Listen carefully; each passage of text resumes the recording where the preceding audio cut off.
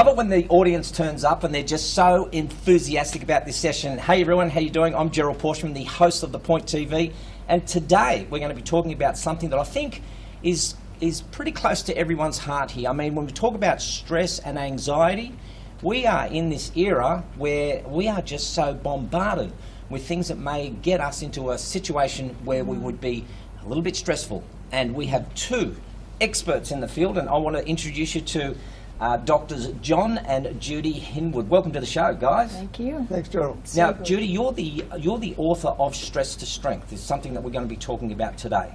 Good. Yes, Yeah, and John, you. you're the author of, well, as I can see, many books down here, but one that I think really got to my head was Expect a Miracle. So before we kick off, what's all that about, Expect a Miracle? Something that happened for me back in 1977. Yeah. I just graduated from Chiropractic College in Canada. Judy was a year behind me, and we went to a seminar in Dallas, Texas. Why did we go there from Toronto, where we were studying? Because in any form of professional health school, you're never taught about the human side of practice. Healthcare is about the technicalities. It's about being a great tradesman, academic area, but how to love people, how to care for people, how to communicate with people is considered to be such soft science, it doesn't matter. Because if you don't communicate with people and love and care for them, you don't get lasting relationships, you don't have a practice. So we went to a program that we'd heard about. And at that program, in the trade area, massive trade hall, there was a person selling all sorts of signs. They had these signs so big that said, "Expect a miracle." I have no idea why. I bought two of them, went back to Toronto after the seminar and put one up in each of my consulting rooms. And patients would come and say, "What's that mean?" I said, "What does it mean to you? Do you want to get well or not get well? Do you want a miracle? What's happening? What's going on in your life?" And it went from there to 10 years later, a woman in Melbourne at a seminar, a Chilean woman, gave me a little card that said, "Expect a miracle." Wow. I said, "Why didn't you tell me about the card?" She said, "I bought these at the Unity Church many years ago in Honolulu." I phoned them. I said, "Is this copyrighted?" They said, "No." Can't for you, Drew. Thank you so much. And then I started printing them up and handing them out. I've handed out over 100,000 now in 28 years, just to people who I meet. They started with patients, and now wherever we've travelled, and then people started to send me stories. Yeah. First of all, before email, by longhand, and now email stories of how their life has changed because their mindset changed. And I love that in such a way that you're just simply handing out a card. And you know, as soon as you handed me that and I see Expect a Miracle, already things are running in my head, and I'm thinking, you know, should I be expecting it today, tomorrow, next week, next month, or just wait for the opportunity? Is that what you're doing? We just wait and something will happen? Well, things happen. Things do happen, yeah. I always expect a miracle about parking. Yes. I never concern myself or stress about parking, because I know a parking space is going to be there when I arrive. Oh, I have one of those. You have one of those? I think we all have a, do we all have a parking angel? Yep. Absolutely. Yeah. My saying is, Hail Mary, full of grace, please find Gerald a parking space. Fantastic. Whatever works. Whatever works. Whatever works. Exactly, whatever works. Now, Yeah. Judy, I'm so fascinated with this stress to strength. And the one thing that I read in your bio is that you say that we've got every person has the potential. So you want to bring out the potential in everyone, but you also say embrace stress. Absolutely. Right. Absolutely, Gerald. Some stress is essential Yeah. for our health, Yes. for our well-being. We have to have eustress. Hans Selye's definitions, eustress is good stress. We must have that. For example, exercise. The body is made to respond to stress, so we leave the crocodile behind, we run like crazy. Yeah. It's essential that we actually have small amounts of stress, not the crocodile necessarily every day, but we need to exercise our body. It has to charge itself up and use all its potential to keep healthy. Otherwise, it goes into a decline. And that's what I want to talk to you about, is that I know there's lots of levels of stress. And I know there's that eustress. You know, when you get out, like today, for example, there would be a bit of that positive stress that you have. You're a bit anxious, a bit concerned about how things will go. But we don't want to go into distress, do we? Absolutely not. That crocodile, running from the crocodile, is, yes, we're built for it when it happens. Right? However, we avoid that where possible.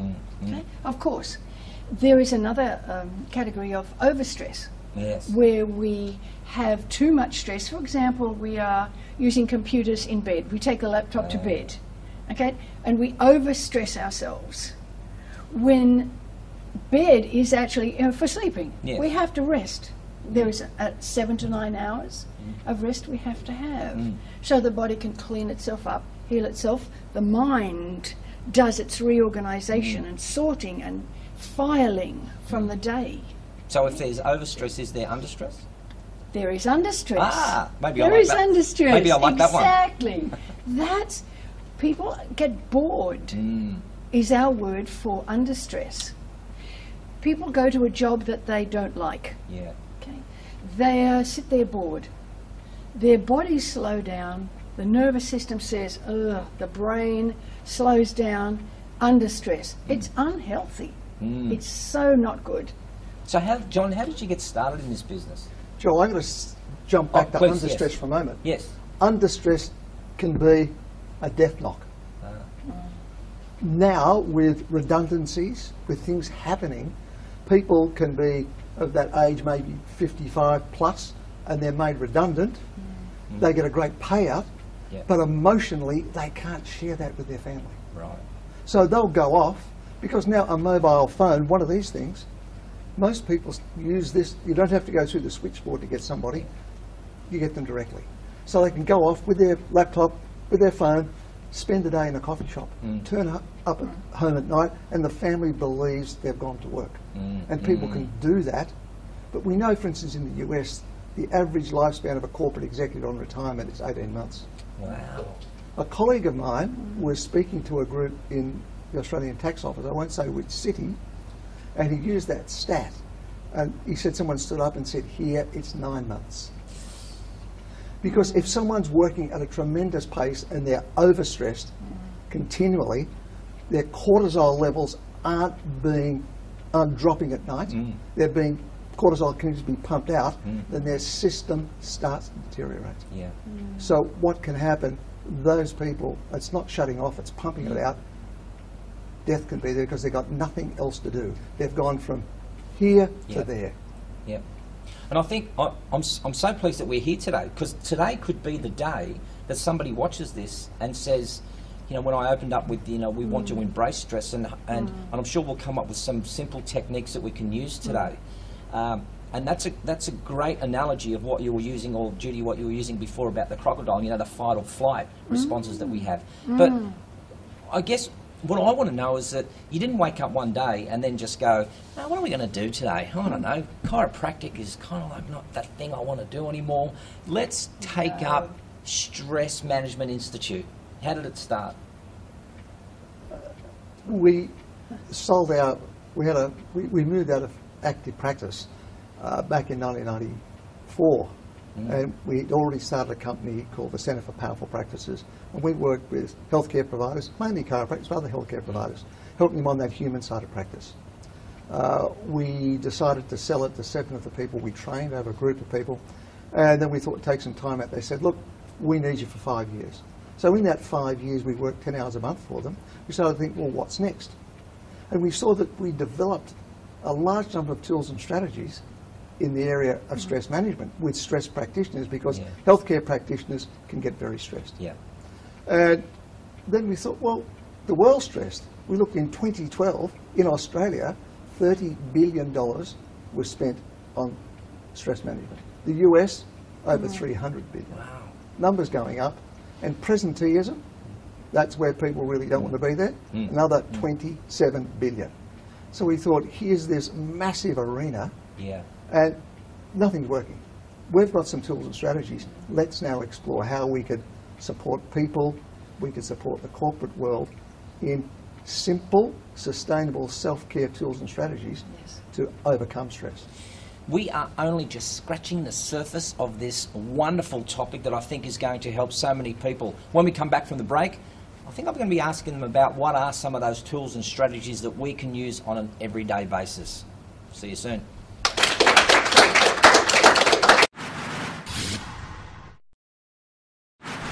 And you hear about mindfulness. That's the mindfulness part. Yeah. It's in the moment. The awareness. Yeah. The awareness in the moment.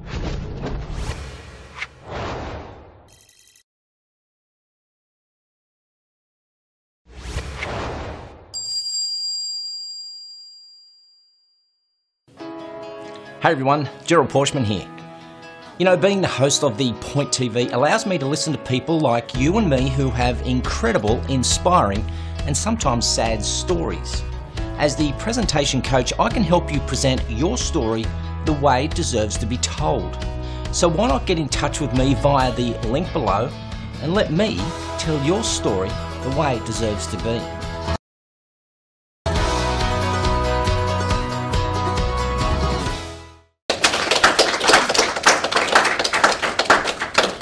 Welcome back to the Point TV. I am here with Drs John and Judy Hinwood, who are from the Stress Management Institute. And if you missed out just that first segment, I got given a card here which says expect a miracle, and I think I am expecting big things today. Judy, the Stress to Strength book that you wrote, you were saying during the break that it came from a moment of inspiration. Can you talk me through that? The book itself has actually come from many, many years, more than 30 years of meditations and of mine and tools I've been given in those meditations. There are visualizations using our minds. You know, Einstein said imagination is more powerful than knowledge. So, and I'm a big Einstein fan, and so I've put all these into a book with some conversations that go with them. So. We can use our imagination. So we use what percentage of our mind? It's 5 to 10%, if we're lucky, the conscious mind. And the subconscious or unconscious mind is this massive 90%. It's intuition, it's memories, it's beliefs, it's all these things.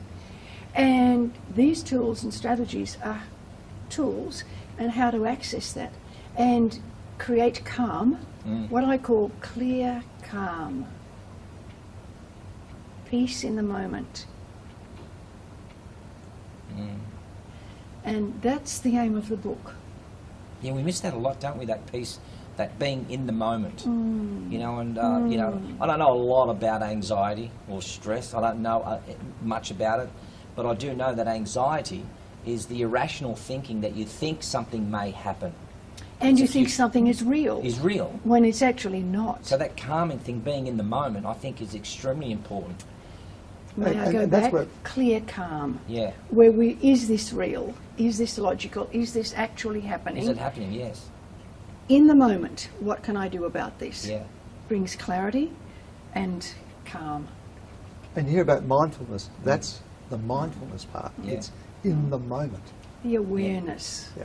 The awareness in the moment of how we're going. So riddle me this. You see, I don't give me stress, but other people give me stress. Would that be a fair assumption? Like, you know, the air conditioning gives me stress, my tablet gives me stress, the mobile phone, the telecommunications company. For those of you who are in Australia and watching this, in the last 5 days, our telecommunications company just dropped. It just shut everything off. Man, there was a lot of stress in that place just then, wasn't there? Absolutely. So, what do we say? And John, I want you to help me to work through some of those strategies that we have, or tools that we have. What do we do to the person who really embraces the negative stress? As you said, stress is a perception. It's not real. I wrote a blog last night, and that blog was talking about a statement from a UCLA clinical psychologist who said stress doesn't exist. And he's correct. He said what it is, it's fear. And again, he's correct. Because what may stress you doesn't stress me. Yes, correct. What stresses me doesn't stress you. And why is that? Because it's our perception. If we perceive the problem with that tablet is going to cause the world to fall apart, well, we get into a state often that we just don't know what to do. But then my perception is my reality. Absolutely. So then stress is real. It's real to you in that moment. In that moment, Yes. that is your reality. There are tools and strategies that you can use Right. to handle the moment Yeah. that And- make it much clearer. We choose to work in the area of the community where we're working with what we call the worried well and the working wounded. We're not working with the people who are broken. Those people who are broken, and that's probably 10% of people, Yeah. and the corporate world and government world, up until now, things are changing. They've been waiting till people are broken Yeah. and then say, we'll get them fixed. Right. It's very, very costly.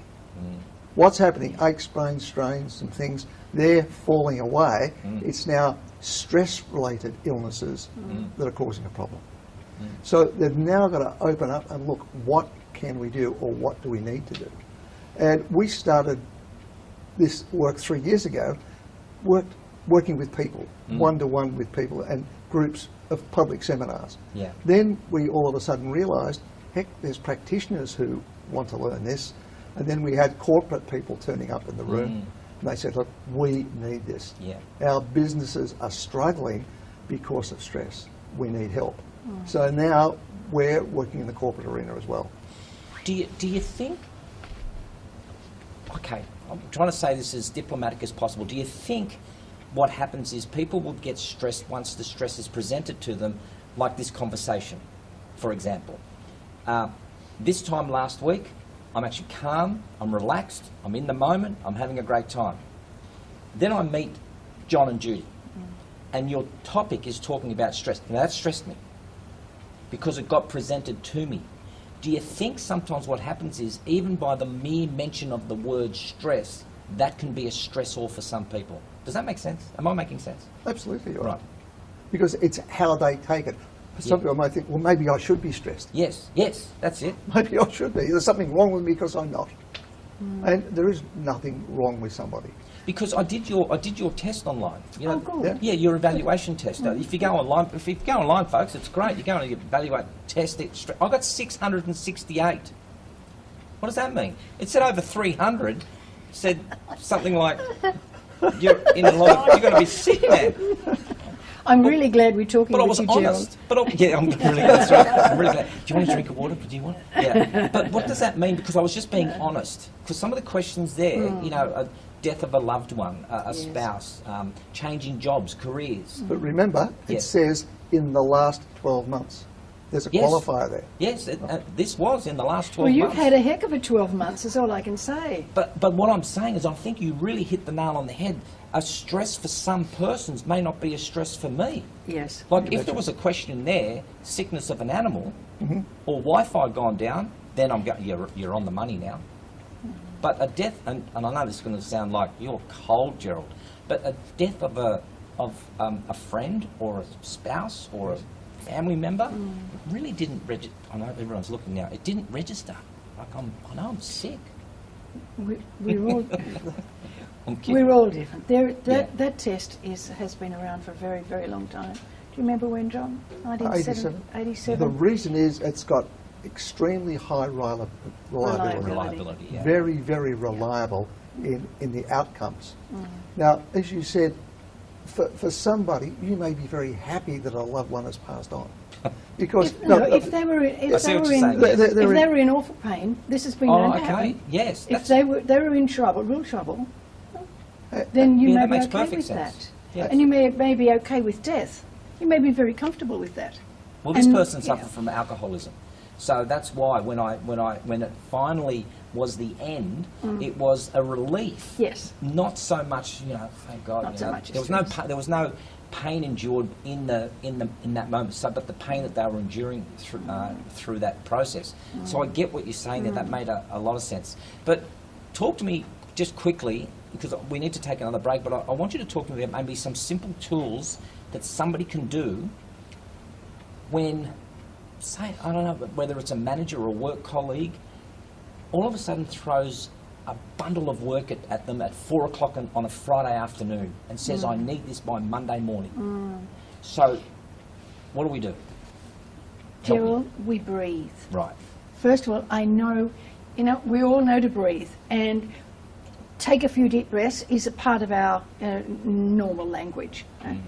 The trouble is, we don't know how to breathe. We've forgotten how to breathe without stress. There's a physiology. When we are stressed, we lift our shoulders and we breathe fast and high in our chest. I must say, if you just have a go at dropping the shoulders, now I think you'll feel different. Now, more relaxed. Yes, the diaphragm, it's physiology. The diaphragm drops, presses on the vagus nerve, which is the main nerve of the parasympathetic nervous system, which is the calm me down system. So if you can drop your diaphragm down, breathe low and slow your breath down, keep your shoulders down. If you want to do this this would be really great, just let it drop. Allow your breath to slow.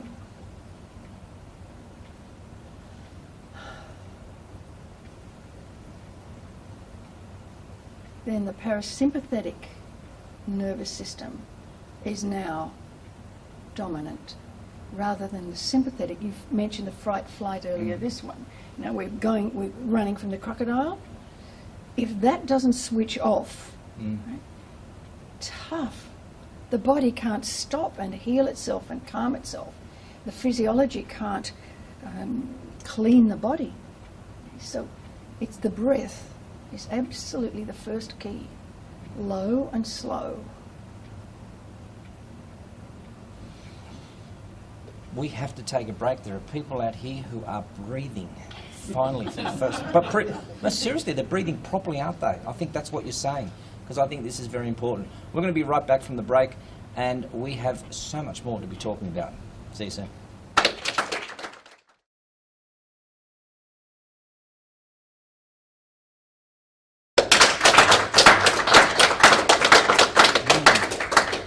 Welcome back. We're here, as you know, if you've been watching this, we're here with Drs John and Judy Hinwood, and we're talking about the topic around from stress to strength. Now, John, just before the break, and it was great to see, during the break, people doing some of those breathing exercises.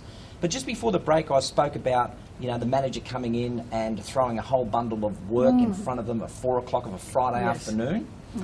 And I'm probably thinking there may be some people watching this, and we're talking now about the workplace stress. And some people will be thinking already, we're coming up to Monday, I'm already now anticipating my manager walking in the door and he is going to ask me that question, where's my report? But he's not even walked in the door. But they are stressed beforehand. Okay? So what do we do in that case there? How do we overcome that sort of anticipation? Gerald, if I can go back one step, there's 4 areas in the classification of stress. Number 1 is time stress. No matter what the stress is, time's always big in there. The next thing is anticipatory stress. They're anticipating the manager coming.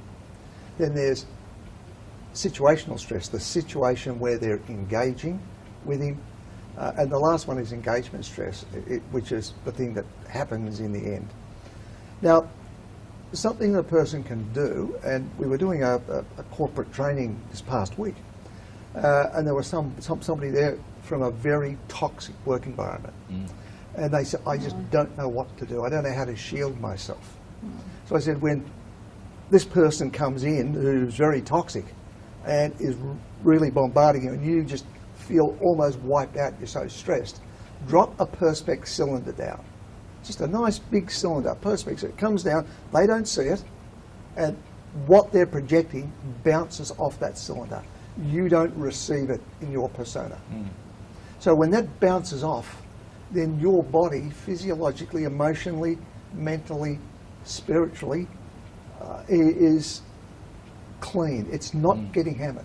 So if it's not getting hammered, that's not attacking you. And a shield's no good, because this person said, if I had a shield, they can get round the back of me. Yeah, right. As well. I said, no, you drop a cylinder down there. Yeah. I don't know how many people I've worked with over the years who I've suggested that, and they've come back to me a week later and they said, I just had this dream week.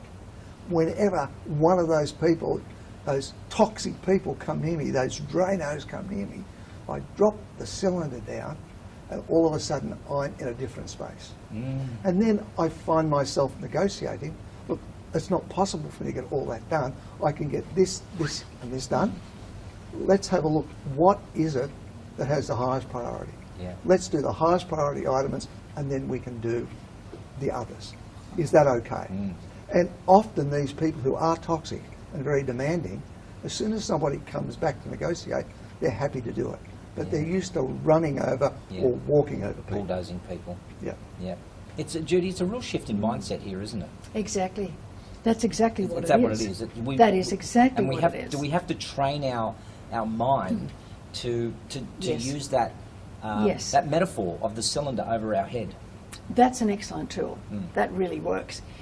I'm going back to awareness, Gerald. In the moment, like in this moment,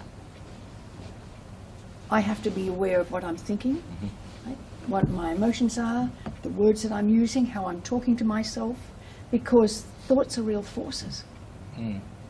It's all about energy. Yeah. Einstein, 100 years ago, was talking about energy, and yesterday, in one of his theories was actually proven, absolutely. And It's that all was- about energy. And that was vibrational energy. He said there's vibrations. And now they're cheering the scientists because they've proved that's correct. Now, everybody here in the audience knows, and the greater audience out there, that you can go into a room sometime and that vibrational energy, whoa, I've got to get out of here. Yeah.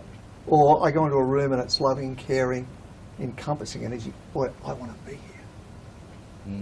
If I could share a story about the car, Gerald, and please, yeah. this adds to it, because that Expect a Miracle card, it's there to change people's mindsets. There'll be people here who have been to Los Angeles, and of course when you fly out of LAX to return to Australia, because we're going down under, it's got to be late in the night there. And you fly anywhere from about 10:30 p.m. to 1:30 a.m. the next day. So getting food is pretty difficult if it's after midnight. There's one area in the Bradley building there where all the international flights go from. There's a Mexican cantina that's open, and it's a self-service with a bain-marie and things. And this particular night, it's 12:30. Judy grabbed a table. I went and got the food for her and myself. And when I received the food from the server, who was a little Mexican fellow, I don't know, he'd probably been working 10 or 15 hours. He was dog-tired. And I pulled out an Expect a Miracle card, and I said, he had a badge on, Jose. I said, Jose, a gift for you. He took the card, and he was definitely, oh, expect a miracle for me, sir. A miracle, I can have a miracle, sir. And I said, yes, you can have a miracle, Jose. And he ran round, and Maria was sitting at the cash register. She says, Maria, this man here, he gave me the miracle.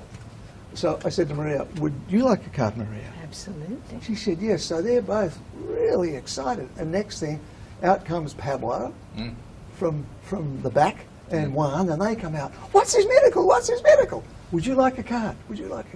Yes, so I'm giving them both cards. So they're excited. I get a tap on the shoulder. I turn around and there's a distinguished fellow, late 60s. And he said, excuse me, sir, would you have a spare card? And I said, yes, sir, a gift for you. And he said, may I eat with you? And I said, yeah, that'd be wonderful, thank you. He just had such wonderful energy. And he said, I gather you're with me. I said, with my wife. He said, would that be okay? I said, yeah. So he came, and he was one of the leading change management consultants in the US. He'd retired. But he did very difficult tasks. Many people he trained over the years, if they couldn't solve a problem with a major corporation, he'd come in and do a 2 or 3 day task to get it solved. And we learnt so much in our 40 minutes engagement with him. And off we went.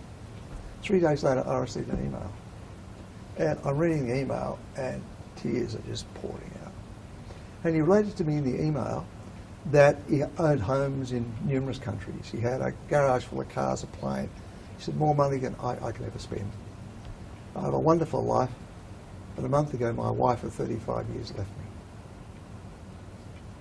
He said, I was devastated. He said, I'd arranged to do this engagement I've just finished a month ago, but when I went home, one of the cars in my garage I'd set up with a tube, a pipe on it, into the car, so I'd get out of my car, I'd left the airport in, get into that car by morning, I'd be dead. Start the engine, I'd be dead. He said, after receiving that card then, and watching what happened to 4 people who would have been working for income that was almost negligible, living day to day, probably had few possessions in the world, and that thought that they could change their mindset and expect a miracle was life-saving. And I realised that really the only thing for me that was missing was another relationship, and I could establish that. So as soon as I got home, I got out of the car, I dismantled the pipe and things and decided my life was now changed. And all I can do is say thank you for assisting me in changing my mindset. Now that man was stressed. That man was in distress super, to the point of time where death was about to happen. Changed his mindset and came back to a normal way of living. I want to take a break, but I'm just thinking about a person who is listening to this story. What a magnificent outcome. Like, a great story. So thank you for sharing that. And I'm thinking about a person who is right now listening to this story, and they are at that point of that super distress. So what strategy would you give that person right now who is at that point in time?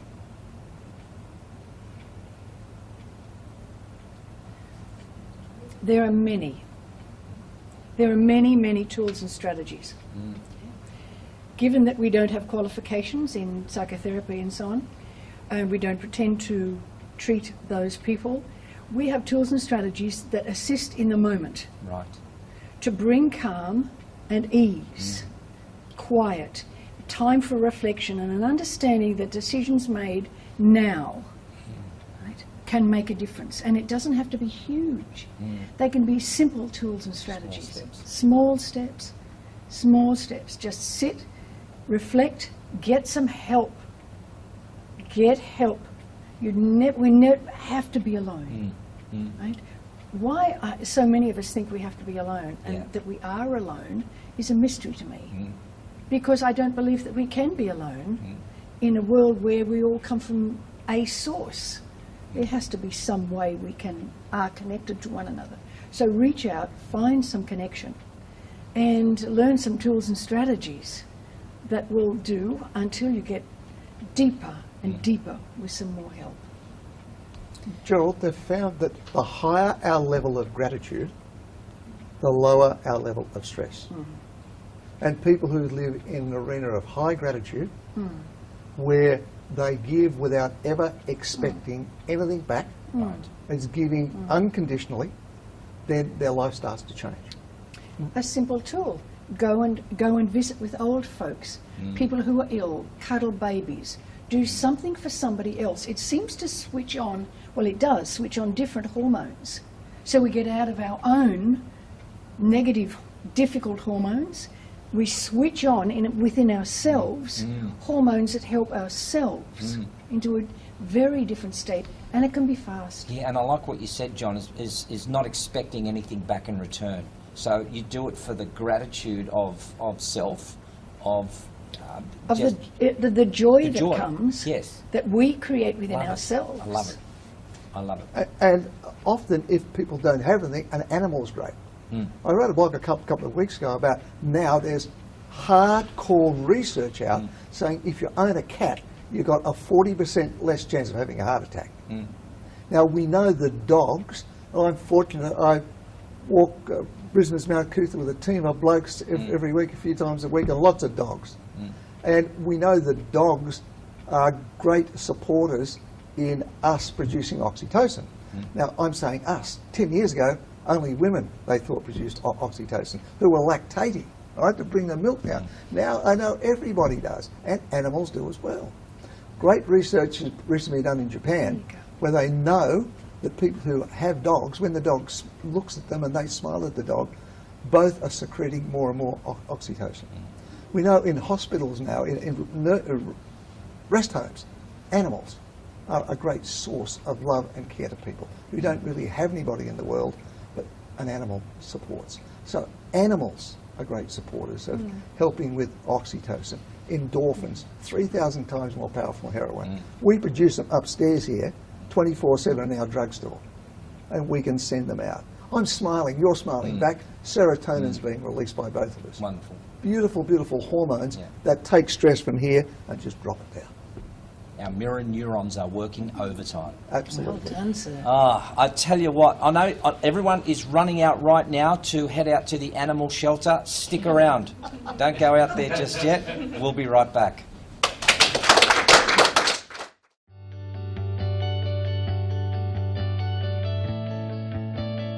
Hey everyone, Gerald here, founder of The Point TV. We are looking to shake things up in 2016 and are inviting guests on the show just like you to express their points on any issue. For example, are we becoming a nation of acopic people? Should profits be put before animal cruelty? Or are we out of touch with reality? Everyone has a voice here and we don't edit for context. It's your soapbox for 40 minutes. The Point TV. Your point, loud and clear.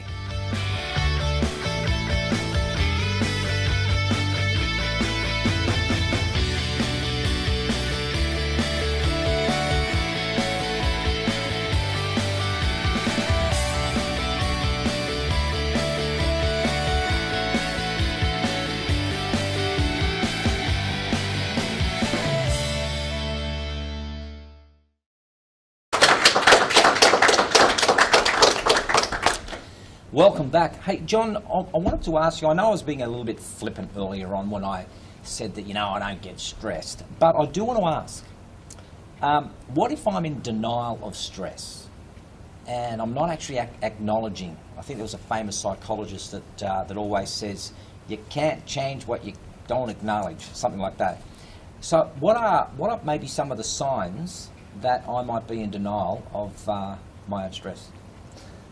People will often notice they're having trouble concentrating, having trouble sleeping, waking up in the middle of the night, thinking about all sorts of things. They just can't get off to sleep again. Clammy hands, playing with things when someone's speaking to them. They can't be in the moment with them, they're playing something, doing this sort of thing. Therefore, things are happening physically, mentally, emotionally to them continually that are giving them warning signs that you are stressed. You are not coping right now. Living in the past, on memories. Yeah. Oh, replaying. Holding on to that baggage. Holding on to that baggage that we've picked up along the way, not letting that go, thinking about the future as well. I guess that brings me to, you gave me this wonderful tool here, and I've put it up on the screen so everyone can have a look at what it is, and it's the Stress Strength Wellbeing Solution. So it's the wheel. Can you talk to me a little bit about how the wheel works and what we should be looking at? Absolutely. Back for hundreds of years, it's been understood that three things make us sick: trauma, toxins, and thoughts. Now, trauma once was falling off your wagon, falling off your horse. Then it could be a car accident, and now, as we said earlier, it could be losing your mobile connection, losing your phone, something disastrous, or something happens and you get a fault in your machine and you're in the middle of a game and you're just about to win the game and it's cooked. Okay. So that's where trauma's added to. Now, toxins. Once it was physical toxins of poisons. Now we know that our food chain is so polluted that that's become highly toxic. We know that thoughts that we're receiving, instead of someone going to bed and having a read, we suggest, for instance, You Can Expect Reading a Book to Change Your Life. It's a great book to go to bed with and read a 1 or 2 page story of a miracle in someone's life, as opposed to the last thing to do before you get into bed or into bed and turn the TV off is seeing someone beheaded by ISIS. Right. So you need to feed your body with food, mind food, that's going to support it in moving forward, not give it these vivid images that are highly stressful. So it's how you plan your day, what you do, turn the electronic things off. Now, this thing here, I'm on a mission to ban this from the bedroom. You know? Instead, look at this, $2 for this thing. Alarm clock, it's revolutionary. $2.50, very expensive. What is that? Yes, that's right. and that little sucker can sit beside your bed, and somebody says, but what happens? You know, I got multiple alarms. I can set 5 alarms on this. But see, if this gets parked in another room, your laptop, all electronic devices are parked somewhere else. The energy is not coming off them. There's all sorts of things that enhance our life where these are taking life away from us. They're not allowing us to calm. Yes. And we must calm. Yes. We must rest our bodies and our minds. Lately, there's a lot of information about the mind needing a lot of time at night to reorganize itself. I know when I'm very creative, when I'm writing, I'll often be till 2 or 3 in the morning, and then I'll sleep later. That's just when my creative juices are going. And recently, I sent a friend off a text at 2:30 in the morning, and the person responded, and they said, "Well, what's going on?" And I said, "Why are you sending this back? Aren't you in bed?" They said, "Yes, but I heard the text come in." I had a call from them. They said to me, "But I've got to have my phone there. I can't do anything. My husband would kill me. I didn't have it there." Shame. I said, "Well, maybe let him kill you. You know, that maybe a little bit better." And she said, "But even when it's off, the light's on." I said, "Get rid of that out of there. Now, what's a bedroom for? It's a sanctuary. Some people say it's for sex, but whatever it's for, you know, it's not for electronic devices to affect your health. It's about calm, relaxation, sanctuary, peace." See, this card that you gave me, even during the break, I had a lot of people say, "Why don't I get a card? How do people get cards? How do we get one?" Well, those people, if they go to expectamiracle.com, website, there's great stories, you can click on there, print cards, and there's a template there.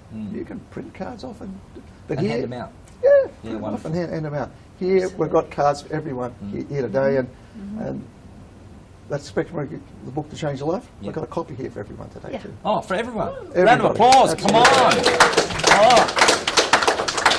Can't wait till I have a car salesperson on here and everyone gets a car. That could be the miracle that we have when we come back to the next one. So everyone gets a card and everyone gets a book. But I want, before we wrap it all up, I want to talk maybe just quickly about the training that you do. Who do you do this to? You know, who are the people that knock on your door and say, you know, "John, Judy, get me in"? We actually have 3 different groups of people. We have the individual, and we do a 2-day stress to strength experience. Wow. 4 times a year. Yep. That's very personal. Yes. And that's And we also in that program, people learn in excess of 60 tools and strategies. And out of that, they find their tool bag of things that work and resonate for them. for them. They make up their own toolkit. I'll put the links on the screen for that one, because That'd be super, you would thank have some workshops that somebody can go into, and they'll just go into your website and they can click onto the link and head off to the workshop. Yeah. Good thinking. Absolutely. Okay. Yep. So there's a And then- personal one that you do. And Then we have 2 different ones, or 3 different ones for business. Stress management in the workplace, day 1 and day 2. Yeah. We also have challenges for stress management in the workplace for upper level corporate people. And we also have practitioner training. We realised just after starting this 3 years ago, there was no formal training for stress management practitioners. So we went to the Australian Skills Quality Authority, ASQA, and we talked to them, and we set about creating a program. So there's a Certificate 4 in Stress Management Practitioner, and a Certificate in Stress Management Facilitator Assessed. So these are totally government-approved programs. Wow. And we have students in those programs which they can do in class, or online, or a combination of both. Well done, you guys. Oh, thank you. Yeah, well done, you. I think that's so important. I think, you know, to recognise it and to do something about it. I wanted to ask you this. I think this is a really important question for me. Is the carpenter always has shoddy materials in his house? The plumber has got the worst bathroom. Do you guys get stressed to a core where you just go, "Judy, John"?